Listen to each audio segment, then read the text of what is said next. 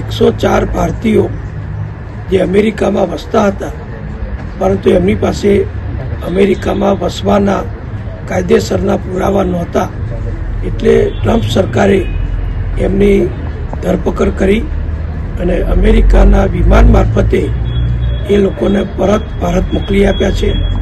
આ 104 ભારતીયોમાં 30 જેટલા ગુજરાતી નાગરિકો પણ છે અને આ નાગરિકોને અમૃતસરથી જુદા જુદા રાજ્યમાં જ્યાંના એ વતની છે ત્યાં મોકલી આપવાની વ્યવસ્થા અત્યારે ચાલી રહી છે.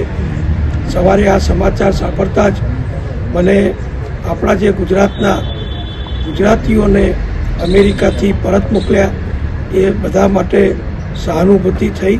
અને સહાનુભૂતિ એટલા માટે છે કે આપણા ગુજરાતીઓ એ વર્ષોથી ત્યાં વસતા હોય, કદાચ મંજૂરી સિવાય ગયા હોય, પણ બાકીના બધા જ અમેરિકન કાયદાનું ત્યાં પાલન કરે છે.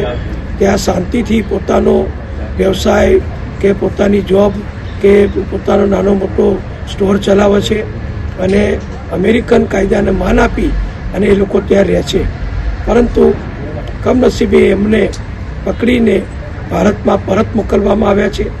એટલે બધાને આપણા ગુજરાતીઓ છે બધા ગુજરાતમાં પણ જે વિસ્તારના છે એ બધા જુદા જુદા વિસ્તારના છે.